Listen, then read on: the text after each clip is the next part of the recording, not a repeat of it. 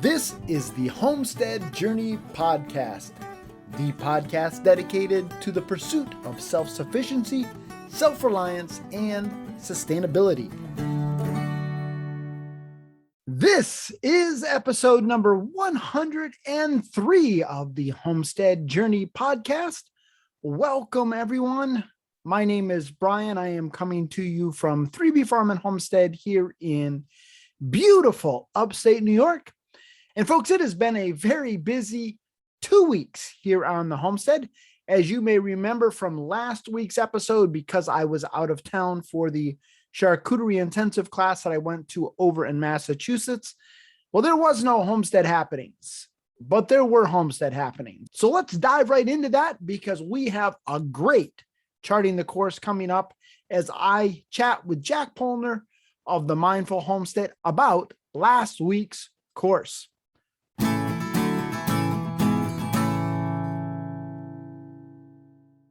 Over the last couple of weeks, a lot of things have been taking place here on the homestead. And certainly a lot of that does go back to food preservation because it is, of course, that time of the year as we are starting to wind down the garden.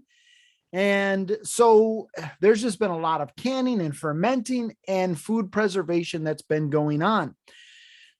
Last week, I actually made up some of my pepper relish. I want to call it world famous pepper relish, but that's probably a bit of an overstatement. But there is this pepper relish recipe that I have found that I absolutely love. And usually I make it by doing a 50-50 mix of volcano and mariachi peppers. But this year, my harvest of both of those peppers was a little bit on the light side. So I mixed in a few peppers of other varieties as well. But at the end of the day, the overall product still came out very, very good. And I was very pleased with it. And in fact, I took some of it over to Jack and I took some to the Charcuterie intensive. And in both instances, people enjoyed it, or at least they said they did. So anyhow, it's one of those things that I really do enjoy making. And more than that, I enjoy eating it on some bratwurst or some hot dogs. It is just absolutely so good. Very good stuff. And so I made some of that. I did wrap up the fermentation that I had going on with the kohlrabi sauerkraut that I was making. And so I've popped those into the fridge. And overall, I was very happy with it. I wouldn't say that I like kohlrabi kraut better than I like cabbage kraut. I think I like the cabbage better. But there is a certain, I would call it sweetness maybe, to the kohlrabi kraut that I did find pleasing. And so I've got that in the fridge and that will slow down the fermentation process and allow us to enjoy it over the next few weeks and maybe even a couple of months. So some of the other food preservation things that we've had going on, I dug potatoes, our Irish potatoes yesterday, and we really did get a very good harvest. I was overall happy with it. I think I could have done better if I would have stayed up on top of adding the hay to it. I have the potatoes in the Ruth Stout bed, and I just didn't really stay on top of adding hay to it like I should have. So I think my production was a little bit stunted as a result. But overall, all things considered, the amount of rain and so forth, very, very happy with the harvest. And I did post pictures of it to Instagram and Facebook. So if you don't follow us there, definitely check us out. That will keep you up to date with all that we've got going on here on the homestead. And then today, I actually spent quite a bit of time doing up tomatoes. As you may recall, I've been putting the tomatoes in the freezer.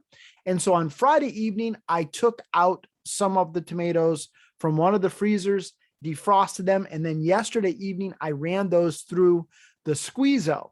And that really does a great job of taking the skins and the seeds out. And as you may recall, one of the reasons why I like putting the tomatoes in the freezer is that when you defrost them, a lot of the water is released right away, just through the process of unthawing. And so I poured that off, and then I went ahead and took those tomatoes and I ran them through the squeeze. And the squeeze, if you're not familiar with it, it's a food mill. It has a hopper and it has a strainer with an auger inside of it. It's one that my grandparents had and I inherited, and I have no idea how old it is. I'd really, really love to know how old that squeezo is and how many years it's been in use. But it's really great for making tomato sauce, and it's really great for making applesauce if you like a smooth applesauce, or if you are wanting to make apple butter and you want that smooth consistency to kind of get started with the apple butter. But this year, based on some things I had seen on YouTube, I gave it an old upgrade. And that is that I took the hand crank off. I put a 1/2-inch nut on the shaft and hooked up my drill. And whoo, boy, can you run some tomatoes through that puppy with that upgrade. And so I did that last night. And then I took that sauce that was left and put it in an ice chest with some ice. And this morning I went down expecting to see a lot of separation, the water kind of coming to the top. And guess what, folks? There was hardly any water separated out because so much water was released when I unthawed the tomatoes. So certainly a great win there. And so today I've been making two different things. I've been making seasoned tomato sauce, which we use kind of like a spaghetti sauce. And I have been making a product called red hot sauce, which is kind of like a condiment. It's kind of like a spicy ketchup that's got a sweetness to it, but then that heat kind of comes in at the end and kind of catches you. And it's just very, very pleasant. And so that's what I have been doing today, food preservation wise. Now, we've been doing a lot of other things as well here on the homestead over the last couple of weeks. And one of the biggest things that we did is we took our laying flock to the auction. Again, if you follow us on Instagram and Facebook, you will see that I kind of hacked together some cages using some bird netting and some boxes and some zip ties, because I didn't want to have to track cages down after the auction. And they have a very limited supply of cages that you can put your birds in at the auction barn. And we were taking so many birds, I just felt like it would be better to do it that way. That worked out very, very good. But I do have some sad news to report. And that is that it ended up falling on my wife's shoulders to kind of sort out the birds, because I was gone to the charcuterie intensive and my son was gone volunteering at a camp last weekend. And so as my wife was going through and putting the birds in the boxes, she held back the hen that she thought was Sweet Pea, except it was not Sweet Pea. And so unfortunately, Sweet Pea was sold at the auction. We tried to track her down this week, and the people at the auction house were so accommodating and so helpful. But unfortunately, it seems that Sweet Pea is gone. And it was a very, very sad day for all of us.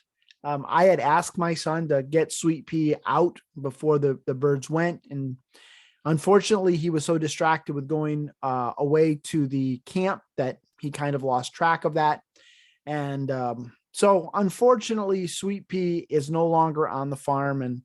And that was a very, very sad situation. My son has handled it well. Of course, at first he was very heartbroken, but he's gotten past it, and he appreciated my efforts in trying to track Sweet Pea down. But unfortunately, it is what it is, and Sweet Pea is no longer a member of 3B Farm and Homestead. Another sad note is that Sunny, one of our barn cats, disappeared on Wednesday. So when I went to feed the cats on Wednesday, it seemed like Sunny wasn't in great spirit, shall we say.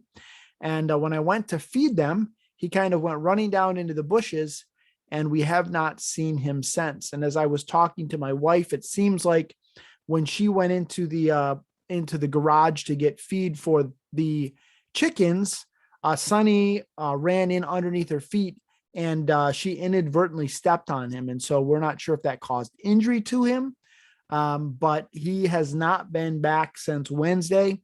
And so we're not sure if he'll show back up or if Sunny is no more. So a couple of very, very sad notes here on the homestead this week.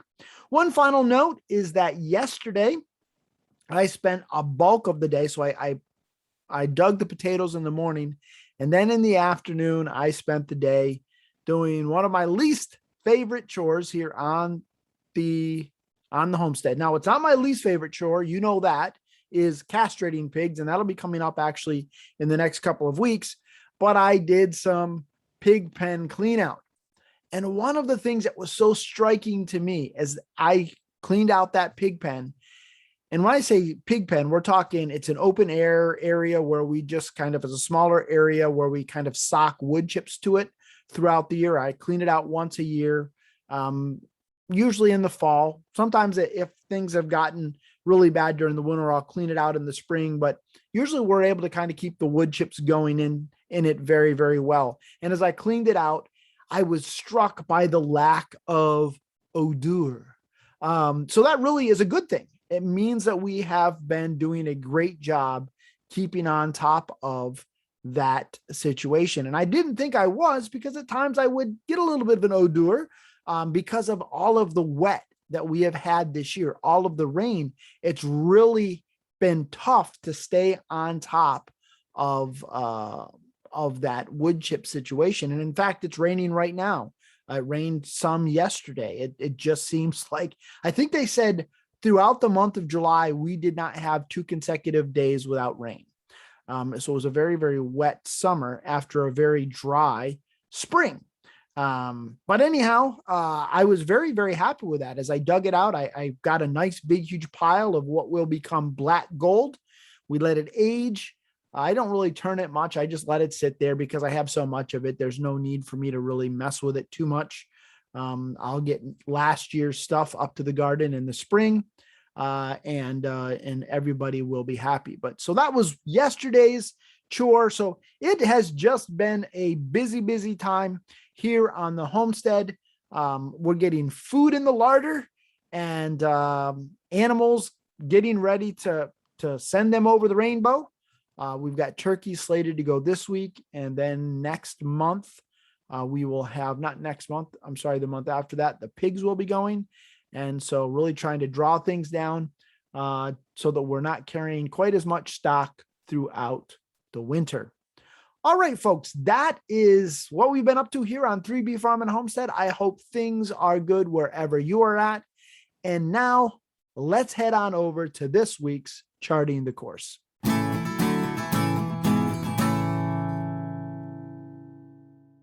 So in this week's Charting the Course, I am so excited to have back on the program Jack Pollner from the Mindful Homestead. Jack and Jackie and their daughter Emma are homesteaders over in New Hampshire, about 2.5 hours away from us. And not only did I attend a charcuterie intensive last weekend with Jack, but it was the first chance that I had to meet Jack and Jackie in person. This is something that's been a long time coming. We were supposed to get together back in March of 2020. And of course, COVID had other plans, but it was so great to meet them in person. And folks, it was like we had been lifelong friends.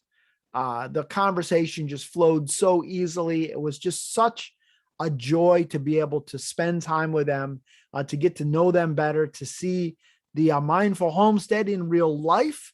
And it was just an absolutely enjoyable weekend, packed full of great information. So with all of that said, Jack, welcome back to the show. Thanks for having me. So this past weekend, you and I had a bit of an adventure, and we had the opportunity to attend a charcuterie intensive course that was really a long time in coming. It was scheduled for March, I think initially March of 2020. Yep, that sounds about right.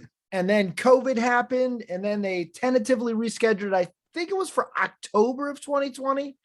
And then obviously that didn't happen. And so we finally were able to make it happen. Yep, they didn't even bother to try for this spring. They just pushed it right out to this October. Yeah. And obviously it was disappointing in many, many regards. But probably for me, the biggest disappointment was that the plan was for me to crash with you and Jackie and Emma there on the Mindful Homestead. And so we kind of got delayed. in meeting each other in real life. But finally it happened. Woohoo. And it was awesome. Before we even jump into the charcuterie thing, I just wanted to publicly say to you and Jackie and Emma, thanks so much for putting up with me. And it was one of those situations that, for me, obviously you and I and our buddy Don there from Little Mountain Life, we chat just about every day. Yep. And so it certainly was like we had known each other for forever. And it was the first time we were meeting in real life. Yeah, Jackie and I were talking about that, and we kind of said, like, I don't gravitate toward bad people, I guess. I tend to be pretty jovial and outgoing, but you said it in your last podcast with and I'm going to be terrible and forget the person's name. They live over in England. Carl. Yeah. Carl. Yeah. Your last podcast with Carl, when you talk to a homesteader and you meet another homesteader, conversation just flows and things happen. It's like your kindred spirit. So it was, like when you got here, I mean, conversation was flowing and we were having a good time, and it was like we'd known each other for a long time. Yeah, it was just awesome. It was special. And I got to meet your mom and dad. Yep, you did. They were visiting as well. Yeah, from the what was it, 27-year-old pickles or whatever it was. 27-year-old canned goods that I ate. If you haven't seen that video, go watch it because it's fun. Yeah, definitely. So it was awesome. So anyhow, thank you guys so much.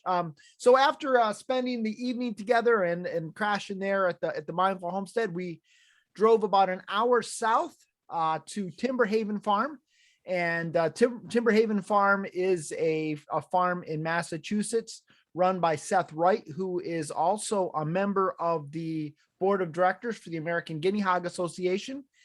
And so it was great to meet him. And Meredith Leigh is the person who was putting on the course. She was our teacher, our guru. And for you and I, both, I think you had mentioned this in your recent episode, and it certainly was the case for me. Before this class, unfortunately, I had not heard of Meredith.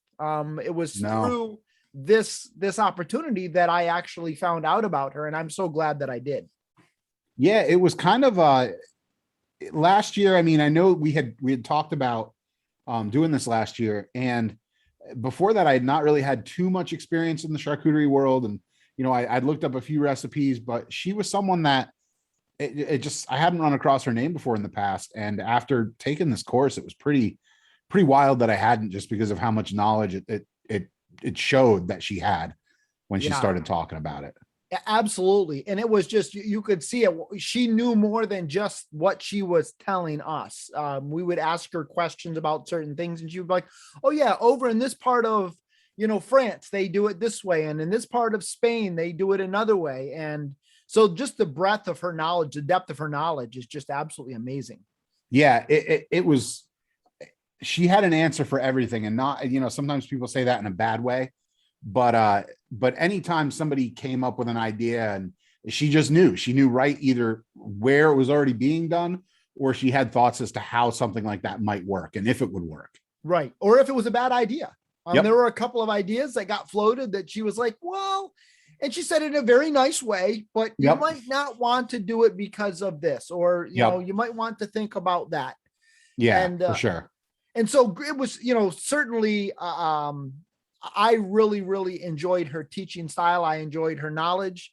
And another bonus from that, I should have brought him in here with me. I didn't, but we received both of her books. So that was I think a great bonus. Hang on. Don't worry, Brian. I got you. All right, there we go. So if you're watching this on YouTube, we've got Pure Charcuterie, and that's that one right there. Yep, the black one. And then the red book is the Ethical Meat Handbook. So, yeah. And her story, we won't dive too much into Meredith's story because I don't want to spoil an upcoming interview that I have with her. Very excited that she has agreed to be on the show. I'm actually really happy. I'm happy to hear that you got her. What's that? I'm happy to hear that you're going to be doing that. Yeah, it's her path, her story about how she got into charcuterie is just very, very interesting. And And so I'm excited about sharing that with everybody. But so back to the course, we got there on Saturday. It was a 2-day intensive, and we arrived to an American guinea hog that I believe they said it dressed out at about 95, hung at about 95 pounds. Was that it was pretty, I mean, it was pretty small by the standards I'm used to. I don't know. Is that average for guinea hogs, or was it a smaller one? I think that's a little bit on the smaller side, Okay. But it does depend on when you harvest them. Gotcha. So for me, at about 18 months, I usually am hanging at about 120 pounds. Gotcha. This one was processed at 14 months. So there, you got 4 months. Yeah. So it's probably right on the money, and probably a little ahead of where mine usually are at that point, to be frank. So, but definitely, it was a perfect hog for charcuterie. It wasn't too fat, but it certainly wasn't very lean. And I think you got to see kind of why American guinea hog meat is favored for charcuterie. Yeah, it was kind of a wake up call, because I've talked to you about guinea hogs in the past, and it's not something that I don't want to say it's not something I haven't entertained raising here. It would definitely require some changes. Just for the viewers that or listeners that don't know, we raise Berkshire Duroc crosses here at our place, and it's definitely more of a lean pig. You can free feed them really if you want to. We choose not to, but they tend to put on more muscle than fat. And then really the last couple months when you're finishing them is when I always say, put the corn to them and you really get that fat to puff up. But the guinea hog, after talking to Seth about how he raises them and what he feeds them and seeing the fat that was on the animal, it's a great animal for charcuterie. I mean, the fat is really good. It's not super soft and melty. It stands up to being ground into sausages and salamis. And it had just the right amount of it. I mean, even for a pig that is known as a lard pig, there was still bacon there that had plenty of lean in it. The fat cap was nice, but it wasn't huge. It was a great pig. Yeah, definitely. And you could definitely see that what Seth's doing there is working.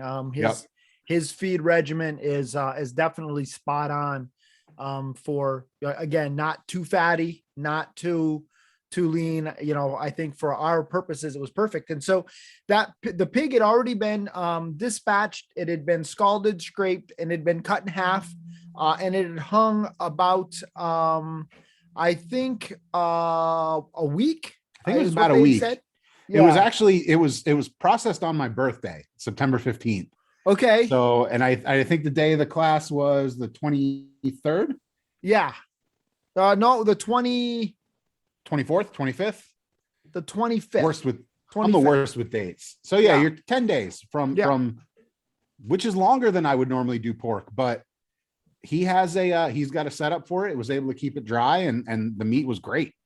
Yeah, definitely.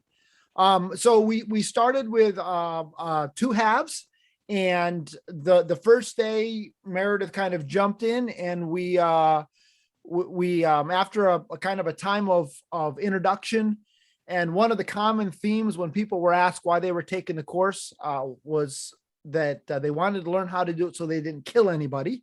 And that's one of the things it's very important with charcuterie when you're talking about dry aging things and so forth. The potentials for botulism are there if you don't follow certain procedures. But one of the things that I found, and I think you've probably run across this as well, when you get into the charcuterie realm and you start going down that rabbit hole, is some people are very, very rigid about so many different things. And on one hand, certainly we want to make sure that we're doing things safely, but I really was encouraged by her approach to say, listen, if you follow these basic steps, you trust your senses, your smell, your taste, you're going to be okay. Yeah, I think it's very similar to canning, where, not to say that you shouldn't, you can play with recipes and things like that, but after you do it for a certain amount of time, you learn that there's certain things you can change up. Like if, you're doing a high acid recipe, that by and large, as long as you keep your pH below a certain level, things should be pretty safe. Same thing, I do some fermentations, and then I later can those fermentations. I know that after I finish fermenting, if my pH is low enough, it can go right into the water bath canner, and I'm not going to do anything that's going to kill anybody. I think with the addition of nitrates and nitrites, which, was part of her presentation, she put it in a light that basically showed you, hey, you can do this and you're not going to kill anybody. You might get sick if you eat something you shouldn't, but there's going to be indicators before you eat that piece of meat that you shouldn't have done what you did. Right. Yeah, definitely. And so after that initial discussion, we jumped right into breaking the pig down. And it was the approach that we took for breaking the pig down was something that I had not seen before, because we're so used to the American breaking things down into primals. But for charcuterie purposes, there's really a different approach that we took. And that was something that was very interesting to me.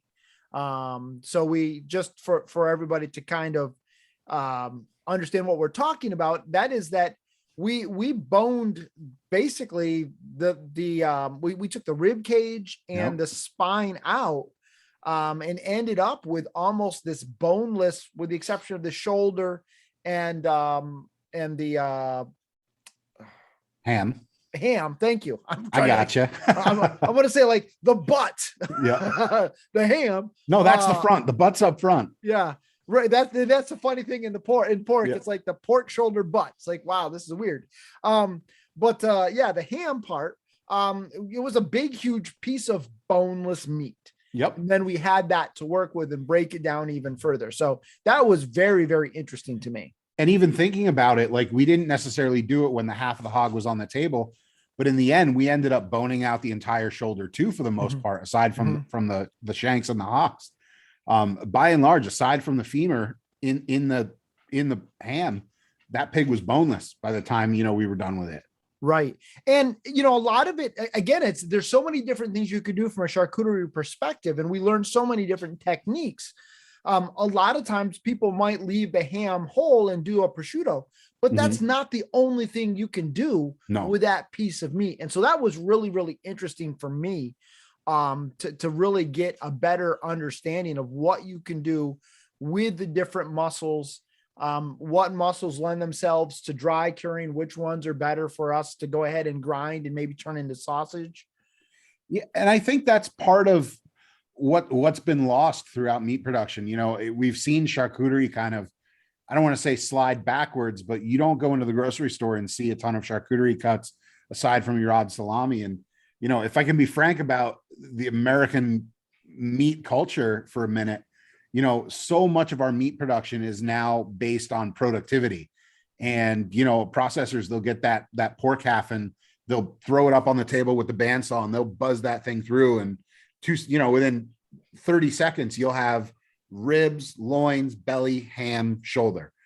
And charcuterie, because of how slow it is, it carries through in the preparation. It's not just throwing a salami in your curing chamber and letting it go for 4 weeks, but it's looking at the pig itself as soon as it's on your table and saying, okay, how can I do this right? And taking a little bit more time, pulling everything out and making it the best it could be before you even get to the charcuterie part of it. Absolutely. Yeah. Almost letting the animal dictate what's going to become of it. In fact, that was one of the things that she talked about, was how when they're making prosciutto, they'll look at the ham and they'll say, has there been a dislocation? If there's been a dislocation, then they don't do prosciutto with it. Yep. So there's certain, maybe how the ligaments have been formed. There's just certain things that they look at to say, okay, is this piece of meat going to lend itself better to prosciutto, or is it going to lend itself better to other types of products? Yeah, it definitely got me how, like, once we saw the inside of the animal and what it looked like, how she would point out, like, on the hemorrhaging that went on at the, where the pig was stuck and bled, she looked at that and said, oh, we could do this with that. However, because of the hemorrhaging that's there, that's going to go into our pate, or that's going to go into a sausage grind. It's not like a one size fits all solution at any point. And, that was really, really interesting to see how you're that much more in tune with the animal that you're about to process. Absolutely. So on day one, we also jumped into, I think probably what was one of your favorite things that we did was the mortadella. Oh, yeah. So I'm an Italian boy. I grew up, I grew up at my parents owned an Italian restaurant in New Jersey. You know, my uncle owned an Italian restaurant. My great uncle owned it. I come from a long line of Italian restaurant families, so I'm very in tune with the Italian charcuteries, if you will. You know, your prosciuttos and your capicolas and all of your gabagool if you're a Sopranos fan. And mortadella is one of those things where I've heard horror stories of, not even just mortadella, but people trying to make hot dogs or bologna, and it turns into this grainy, almost like meat sand consistency. So that was something I was looking most forward to was once I heard we'd be making a mortadella, I was like ready to go.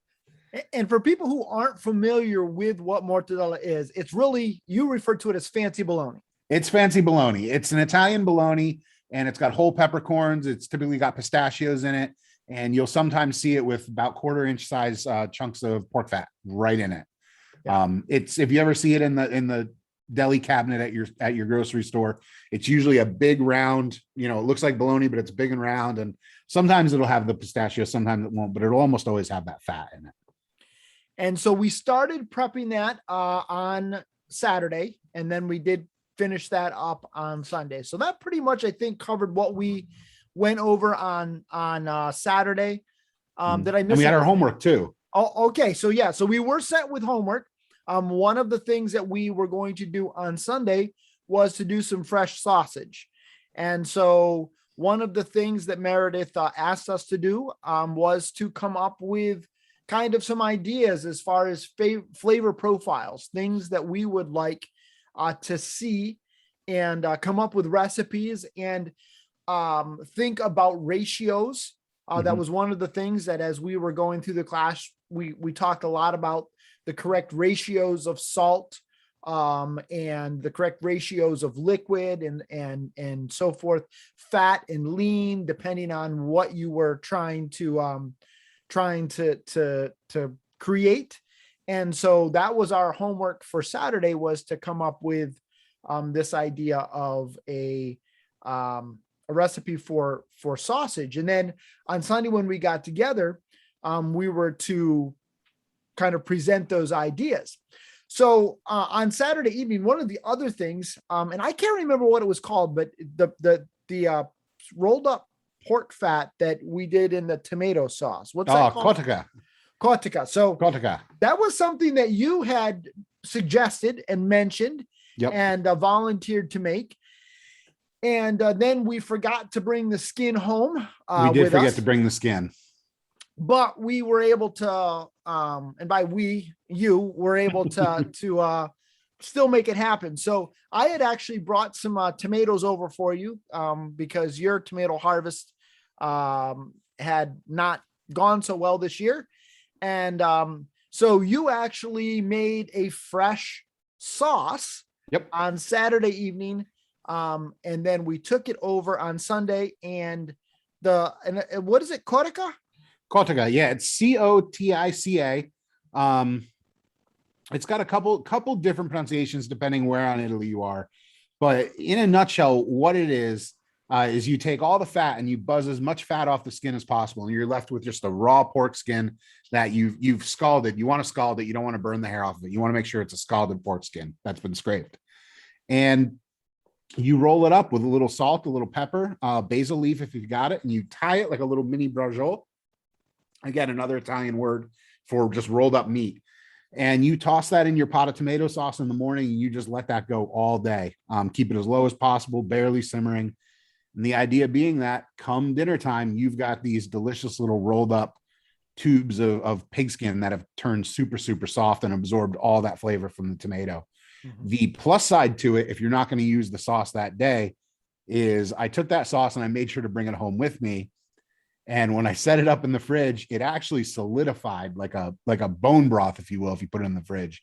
And we had it on pasta that night, and it's one of the most delicious. My mouth is watering just thinking about it.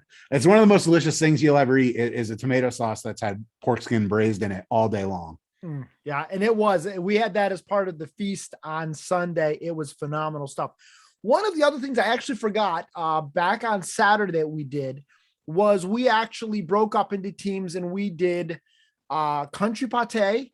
Yep. And we did it was supposed to be liver pate. It ended up being a few other things in there. So I was on team country pate. You were on team liver pate. Yep. So tell me a little bit about the process that you guys went through to make your liver pate. So originally we were supposed to have, like you said, a liver pate. And when we got to the liver that we had from this pig, we realized it wasn't going to be enough to do a proper liver pate, a full recipe out of it. So we ended up procuring a couple of kidneys and a pork heart as well that we were able to grind up. And the process for the liver pate was essentially you mix your salt with your meat. I forget the exact ratios, but if you buy Meredith's book, they'll be right in there. I've already looked up and earmarked the recipe because I'm planning on doing it again. I've got a whole bunch of chicken livers coming this weekend from chicken processing. So we're going to try it with chicken livers. But the process is you grind it up into a very fine paste. You go through, your coarse, your medium, and then your fine dyes on your grinder. And then you add in essentially a binding agent. And in this case, we actually did a gluten-free binding agent. You can use flour and mix with a little bit of cream. But in this case, we did cornmeal because we had somebody that was gluten, I don't want to say intolerant. They couldn't have gluten. We'll put it that way. Mm-hmm. And so we did cornmeal and cream there. And we did a little bit of bourbon as well in that. And then we essentially poured it into our forms. Maple bourbon, by the way. What's that? Maple bourbon. Maple bourbon. Yep. Maple bourbon went in there. And we poured it into our forms. They were cooked in a water bath. I believe it was 300 degrees with water halfway up the side. And then they were chilled. And that was the basic process there. Again, I won't divulge all the details. You can find them in Meredith's book, but it came out pretty good. I mean, I like liver. I don't know how you felt about it. Yeah, for me, I didn't care for that too much, but I wasn't quite sure I would going into it because there's only been a few liver pates that I've enjoyed, but it was more of a liver mousse than it was, a strict pate. And so I didn't care for that as much. Now, I was on team country pate. Country pate was something I had never heard of before. And in essence, what it is you take things like hemorrhage, you take things like the glands, the salivary glands from the jowls, the mammary glands from the belly, that can go in there. A little of this, a little of that with some fat and I think we had celery and onion went into it. And again, we mixed it by hand until we had a good bind, and we baked it in a meatloaf pan. Basically, it was like a meatloaf. Yep. And to be frank with you, I don't want to say it was my favorite thing because I think you had a little bit of liver in there too, right? Oh yes, that's right. Yeah, you're right. Absolutely. There was, I think, I don't remember, 4 ounces of liver or something. It was a very minimal amount of liver.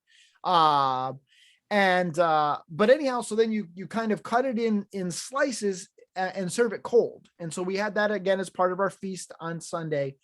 And it was one of my favorite things. It was the thing that really surprised me the most that I enjoyed. Yep. And one of the other things that we did start on, that we started on Saturday and then it was finished up on Sunday was head cheese. Yes. So that's where the head and I think some of the hooves went in. And I don't remember trotters, what else put in. The trotters went in. And for the collagen. And so head cheese is really bits from the head that are cooked down with spices and so forth, some other lean. And then it's suspended in this gelatin that cooks out of the head and out of the trotters. And that was, I would say that was my least favorite dish. And when we divided stuff up, wouldn't you know it, I got head cheese to bring home. So did you see? I didn't get any head cheese. So yeah, but we should have talked because I got country pate, which was delicious. I did eat it, but I would have definitely taken head cheese home. Yeah, definitely. The head cheese was not high on my list of favorite things, but I'm going to eat it because, you want to honor the animal. And you get Bonnie and Brian J to try it too. yeah, exactly. I don't think that's going to happen, but well, who knows? So that was Saturday. So on Sunday we came back and we went into making the discussion about the sausage. So we were going through our homework, talked about the different flavor profiles. And it was very interesting to see what people came up with. There were some areas of commonality. A lot of people like me took the easy route and went with kind of like a tomato basil type, like take on sausage. I won't say easy route. What I'll say is you went the pleasing route. Again, having that restaurant background, it's very straightforward to say this is a tomato basil sausage. People like it. Nobody's scared of it. Right. It's definitely something that is going to work. Those flavor profiles are just tomato basil. Solid. It's just it's an Italian comfort food. It goes together like beer and pizza, whatever. It's just something that pairs well. Now you chose to go a little bit of a different route. Tell us a little bit about what you came up with. Well, the quick story is that I had in my head, as soon as I was told we were going to have to come up with a recipe, I went to blueberry maple because I've done a blueberry maple sausage a bunch in the past. It's what we grow. We grow blueberries here on the property. We top our own maple trees and make maple syrup. And in closing of day one, Meredith made a comment a little bit against maple. She made like, oh, and if you bring maple sausage, blah, blah, blah, this and that. So I said, all right, scratch the maple idea. And when we got back, while we were making that tomato sauce, I popped open the spice pantry and I basically went a little off the rails. And I came up with it was a Szechuan peppercorn and Dubin Jiang sausage, where Szechuan peppercorn, sometimes they're known as pink peppercorns. Not really, though. They're a little bit different than pink peppercorns. It's a shell husk from Southwest China, and it has a slight spice to it, but it also numbs your mouth. And I think I gave you one when I was toasting them up that night, and I said, "Here, nibble on this." And the face you made was one of pure consternation as you tried to figure out if you liked it or hated it, and then it transitioned into, well, I can't feel anything anymore, so I don't know how I feel about it. And then the second primary ingredient there was Dubin Jiang, which, and I apologize to anyone who speaks Chinese and I'm butchering the pronunciation of that, but it is a fermented black bean and chili paste used also, again, very heavily in Southwestern Chinese cooking.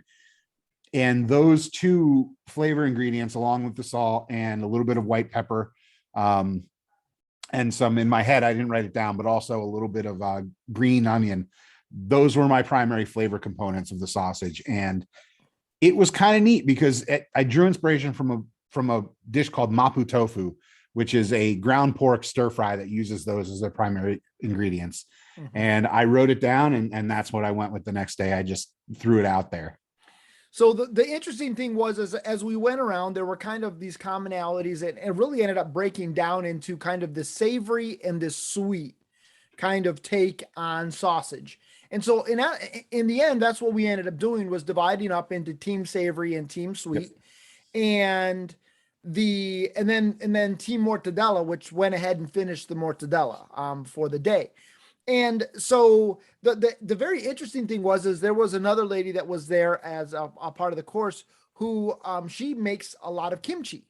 Yep. And so we went ahead and kind of ran with your idea, and added in a little bit of her kimchi juice and a little bit of the was it gochu?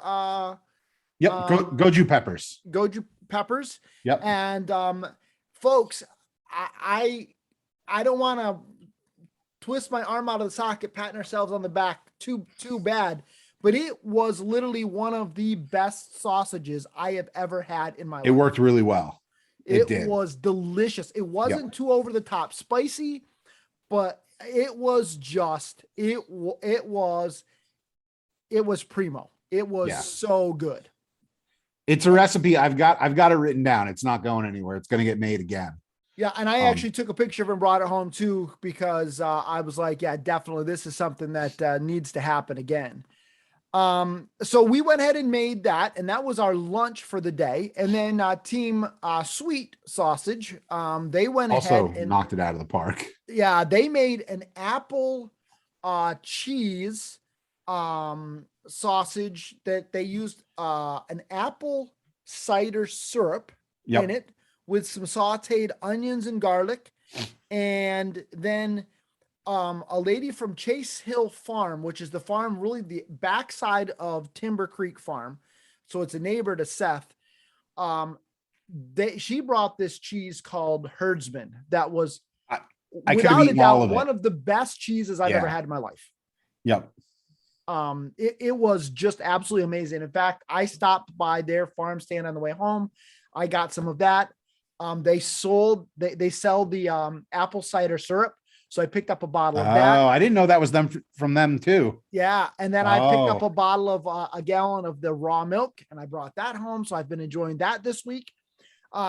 But so they put all of that together in a sausage, and we end up having it two different ways for our feast.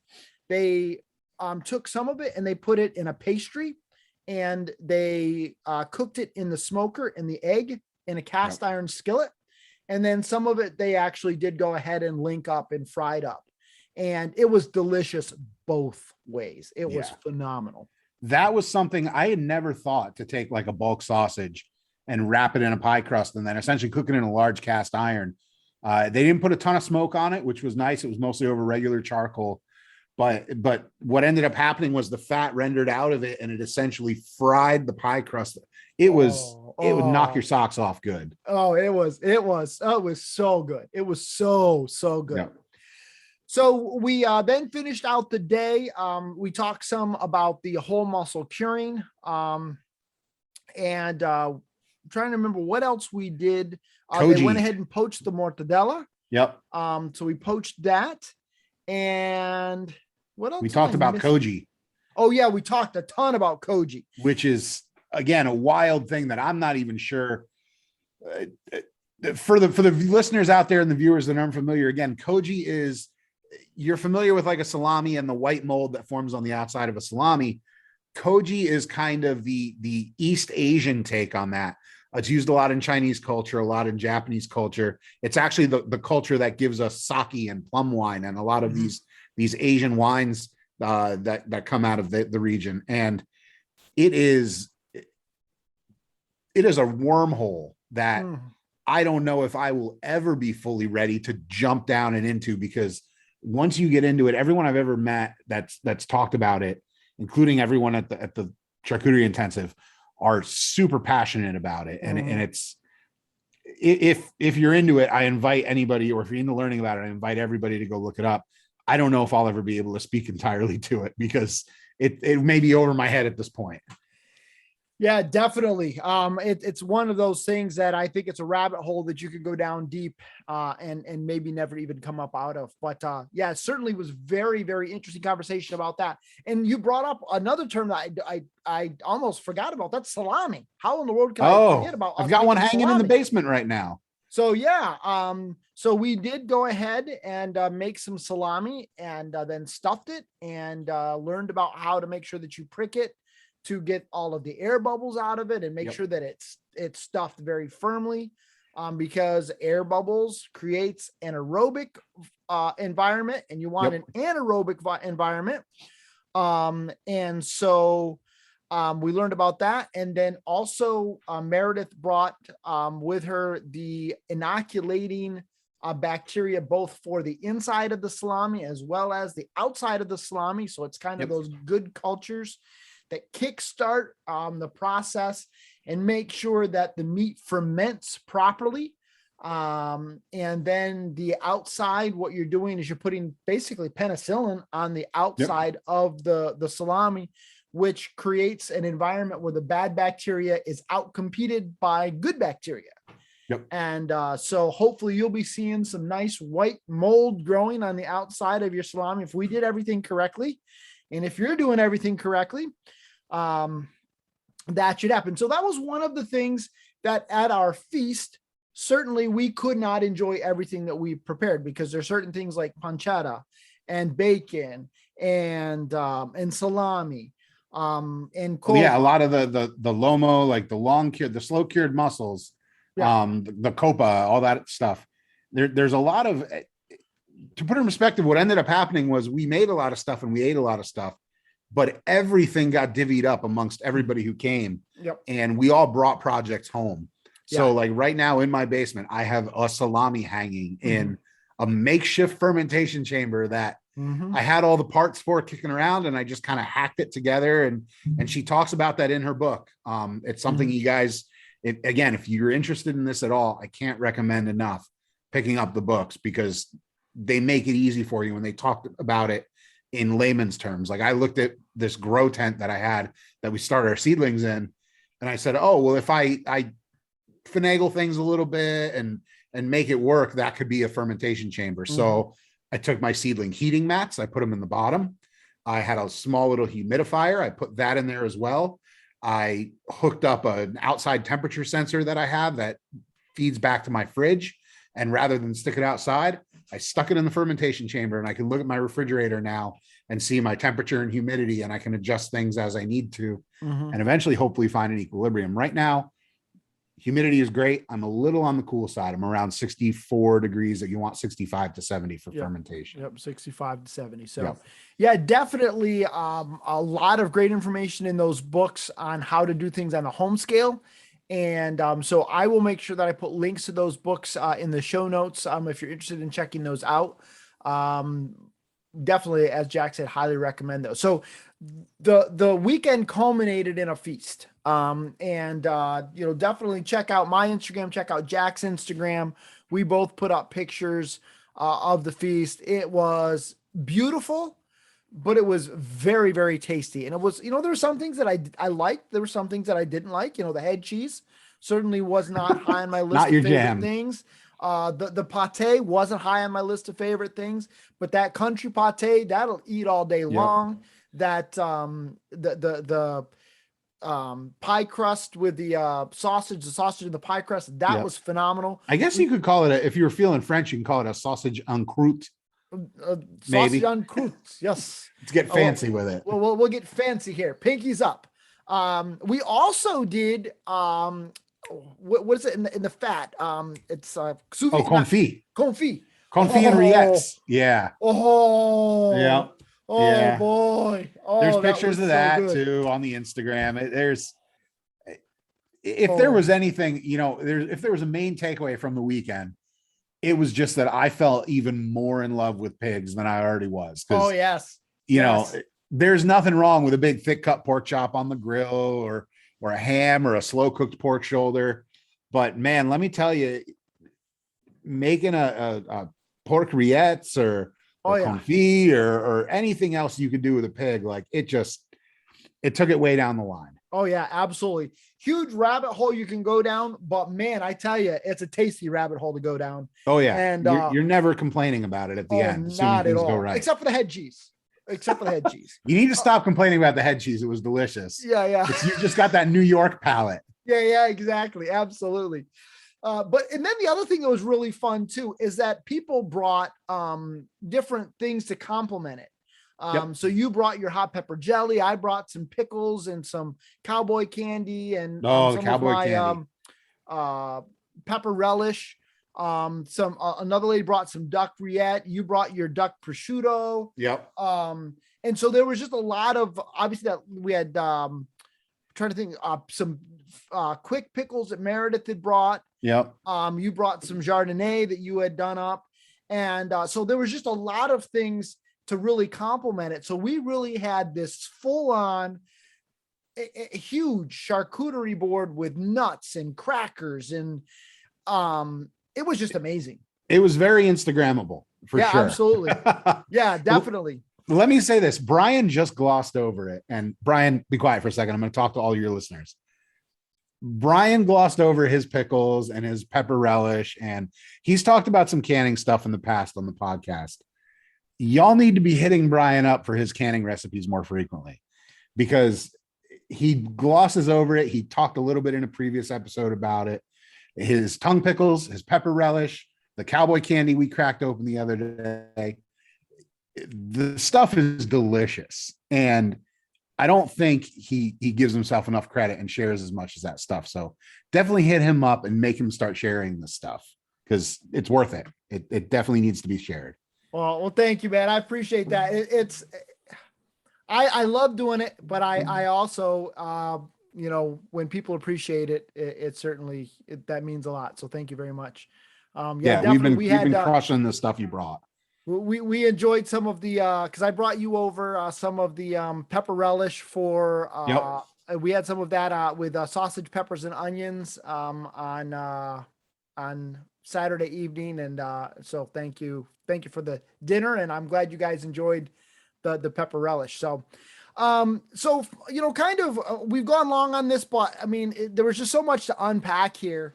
With regards to the weekend, it was just phenomenal. I mean, I came away super inspired. And one of the other things we didn't even talk about is that there was a giveaway of an LEM grinder and sausage stuffer. So people went away with, some great gifts, besides the fact that we brought home pork and then made great friendships, because it was just such a great group of people that were there. So for you, kind of, what's your takeaways? My biggest takeaway was that, one, I got the bind down on fresh sausage, because that was something that was a major sticking point for me and that I really wanted to get out of the course. But the biggest thing for me was that there's just a super accessible world of charcuterie out there where, even if you're not into curing whole mussels or making salamis and going for those long things, you've got pates, you've got fresh sausage, you've got all this stuff that mortadella, as involved as the process is, there's no long-term curing or special equipment really that you need to do that. Mm-hmm. You can get away with, stuffing your mortadella as long as you have a meat grinder, and as long as you have a sausage stuffer. The same things are required for mortadella as they are for regular fresh sausage. You can do it. Mm-hmm. My biggest takeaway was just that it's way more accessible than I think a lot of people give it credit for. Yeah, definitely. Definitely. I highly recommend, if you have the opportunity to go to one of these, do it. I have no regrets. I felt like it was money well spent. It was time well spent. Very, very inspirational. And, definitely Meredith is somebody who is super, super knowledgeable, and definitely looking forward to having her here on the podcast here in the next couple of weeks. And so, any other final thoughts you'd like to leave with us before we close out? No, I just, again, I think it's important that if you have the opportunity to attend something like this, do it, because these are our techniques from an old world that are now, they're essentially dying. We've moved into production pork and fast food, and these are slow food techniques that, folks like you, me, and everyone else, the more people that have this knowledge, the more people can learn that knowledge. Whether it's passed on directly through a class like this, or sitting down with Emma when she's old enough and teaching her, this is how we make a salami, this is how we make a copa, this is how we do, anything like that. Absolutely. It's important. 100%. And that's one of the things that Meredith has been very open about. And she really struggles with the fact that she's got this knowledge, but she feels very uncomfortable in having people pay for a course when she feels like this knowledge is free to share. And yet I feel very, very strongly that she is doing such an incredible service by pushing forward these techniques and teaching these techniques. There's no greater honor she can give to the people of the past than what she's doing by passing this on and igniting a passion in other people like you and I to carry on these traditions. Yeah. If it comes down to it, don't look at it as paying somebody $400 to teach you these things, or whatever the course costs in the future. I don't know if it's going to go up, down. Don't look at it as paying somebody to teach you these things. Look at it in investing in these things for the future, that not only you're gaining the knowledge, but that knowledge will be able to be passed on to somebody else. Absolutely. So before we go, where can people find you?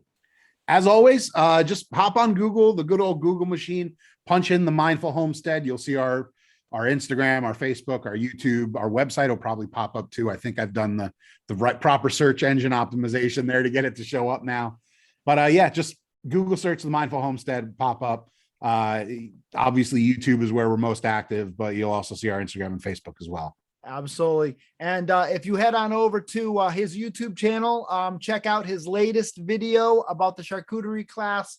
You might see yours truly in that video. So you're in there somewhere, I think. I think somewhere. All right, Jack, thanks so much. I really appreciate it. As always, great chatting with you. And thanks so much for being a great host this weekend. It was such a joy to meet you in real life. Brian, thanks for having me on. Well, folks, I hope you enjoyed that. It was such a great privilege to spend the weekend with Jack and to just learn so much from Meredith Leigh. And I have such a special and to spend the weekend learning from Meredith Leigh, such great knowledge and such a great teacher. Really, really enjoyed it. Learned so much and connected with so many wonderful people. The people that we got to meet, it was just wonderful. I mean, just so many great people took part in the charcuterie intensive. The two books that Jack showed on camera that we talked about from Meredith, I will have links to those in the show notes. So if you are interested in Meredith's books, I highly recommend them. If you are a beginning, what's the word? Charcuterie? I don't know. I'll have to ask Meredith what it is. But if you are getting started in charcuterie, definitely I would recommend you check those books out. And if you can get into a class taught by Meredith, I know she does online classes. And if that's all you can get, I would highly recommend those. But if you can get in a real live class, there's just something about that in-person learning that is so awesome. So definitely check that out. That's it for this episode. Thanks so much for stopping by. Brian can be reached by emailing him at brian@thehomesteadjourney.net or by contacting him via our social media accounts on Facebook, Instagram, or YouTube. If you've enjoyed this episode and you'd like to support this podcast, we invite you to become a member of the Supporting Listeners Program.